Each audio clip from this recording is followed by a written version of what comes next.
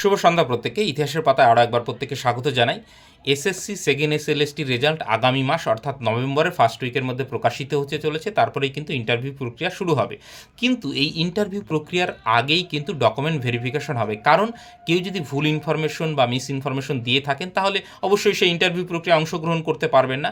এই জায়গা থেকে অনেকেই কিন্তু একটা বিষয় নিয়ে মানে প্রশ্ন করছেন বা ভয় পাচ্ছেন যে বিএড বা বিএডের সার্টিফিকেট বা এনসিটির যে রেকগনিশন, যেই কলেজ থেকে আপনি বিএড করেছেন সেই সংক্রান্ত বিষয়ে অনেক প্রশ্ন আমার কাছে এসছে।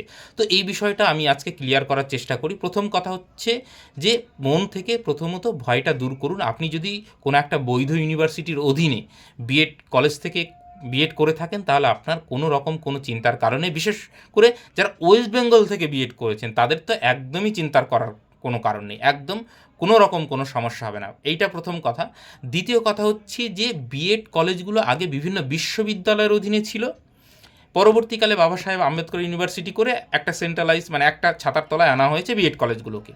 তো যারা আগে থেকে আগে করেছেন তারা তো সার্টিফিকেট পেয়ে গেছেন, পরের দিকে যারা করেছেন তারা হয়তো সার্টিফিকেট পাননি, কিন্তু ফাইনাল রেজাল্ট যেহেতু বেরিয়েছে আপনি প্রফেশনাল সার্টিফিকেট তো অবশ্যই ইউনিভার্সিটিতে গিয়ে তুলতে পারবেন। তো এই যে ইউনিভার্সিটি আপনাকে যে সার্টিফিকেটটা দিচ্ছে এইটাই সব থেকে বড় প্রমাণ। আপনাকে এর জন্য খুব বেশি চিন্তা করতে হবে না। কিন্তু আমি একটু উদাহরণ দিয়ে বলছি যে এই ধরুন আমি কল্যাণী বিশ্ববিদ্যালয়ের অধীন থেকে বিএড করেছি, এই আমার সার্টিফিকেট কল্যাণী বিশ্ববিদ্যালয় দিয়েছে, অতএব আমাকে কিন্তু আর খুব বেশি কোনো কিছুর জন্য চিন্তা করতে হবে না। কল্যাণী বিশ্ববিদ্যালয় আমাকে সার্টিফাই করেছে, আমি একটা বৈধ কলেজ থেকে বিএড করেছি কল্যাণী বিশ্ববিদ্যালয়ের অধীনে, এবং সেইটা রাজ্য সরকারের অধীনস্থ একটা ইউনিভার্সিটি আমাকে সার্টিফাই করছে। এইটা গেল প্রথম কথা। এবার বাবা সাহেব আম্বেদকর ইউনিভার্সিটি থেকে যারা করেছেন তারা, বা আগে যারা করেছেন গৌরবঙ্গ ইউনিভার্সিটি বা নর্থ বেঙ্গল ইউনিভার্সিটির অধীনে যার যে সমস্ত কলেজ ছিল, আপনাদের ইউনিভার্সিটি আপনাদের সার্টিফাই করেছে। এছাড়াও কলেজ থেকে যেইটা এনসিটির নিয়ে আপনারা চিন্তা করছেন, এইটা দেখুন আমি কলেজ থেকে এনে দিয়েছে।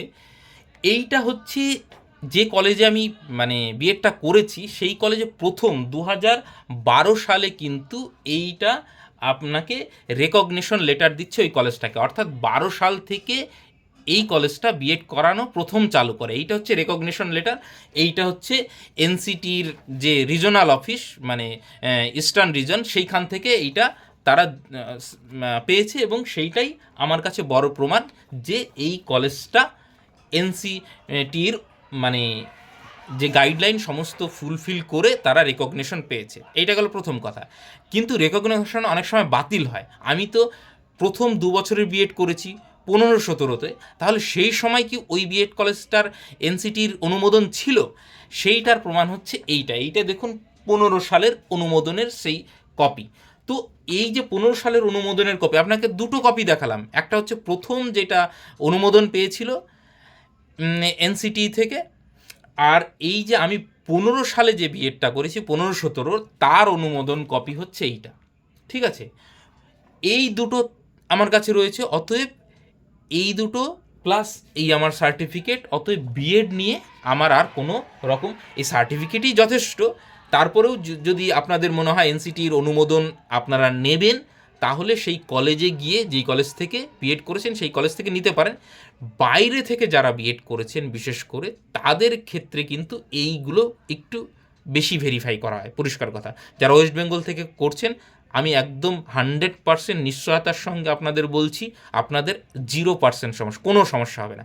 কিন্তু যারা বাইরে থেকে করেছেন তারা এই দুটো মানে এনসিটির যে অনুমোদন রয়েছে ওই কলেজটার, আপনি যেই সময় করেছেন সেই সার্টিফিকেটটা কিন্তু ওই কলেজ থেকে সংগ্রহ করে নেবেন, তাহলে আপনার আর কোনো চিন্তার কারণ নেই।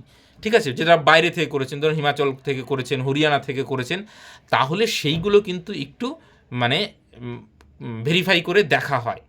আদারওয়াইজ ওয়েস্ট বেঙ্গল তো সবাই জানে, মানে ওয়েস্ট বেঙ্গল নিজের ইউনিভার্সিটির বিরুদ্ধে গিয়ে তো আর কোনো কিছু স্টেপ নেবে না। আমাকে কল্যাণী বিশ্ববিদ্যালয় সার্টিফাই করেছে, তাও কল্যাণী বিশ্ববিদ্যালয়ের মানে বিরুদ্ধে গিয়ে কি আমাকে বিয়ে করবে? কল্যাণী বিশ্ববিদ্যালয় যখন চেক করবে তাহলে দেখতেই পাবে যে আমার নামে হ্যাঁ সার্টিফিকেট রয়েছে, আমি 15-17-তে বিএড করেছি। একদম পরিষ্কার হলো বিষয়টা। এই যে এই দুটো সার্টিফিকেট, যে এই দুটো যে আমি দেখালাম অনুমোদনপত্র, এইটা আপনি কলেজ থেকে পেয়ে যাবেন, সেটা কলেজ থেকে নেবেন। এরপরেও আপনাদের ডকুমেন্ট কী কী লাগবে আপনারা নিশ্চয়ই জানেন, সেগুলো জেরক্স করে রাখবেন এবং করে রাখবেন। তারপরেও ডকুমেন্ট সংক্রান্ত আর কী কী প্রশ্ন রইল আপনাদের, সেগুলো আপনারা কমেন্ট সেকশনে করুন। তারপরে সেই প্রশ্নগুলো থেকে আমি পরবর্তীতে একটা ভিডিও করব, যা যা প্রশ্ন আসবে তার উত্তর আমি দেওয়ার চেষ্টা করব। আর আপাতত এইটুকুই, এবং আমি আশা করি আপনাদের আশ্বস্ত করতে পারলাম।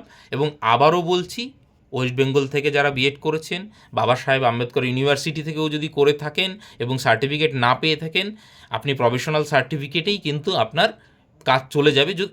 ইউনিভার্সিটি যদি সার্টিফিকেট না দেয়, আপনার তো কিছু করার নেই, তাই না? তো সেই সংক্রান্ত যদি কোনো প্রশ্নও থাকে তাহলে প্রশ্ন করতে পারেন।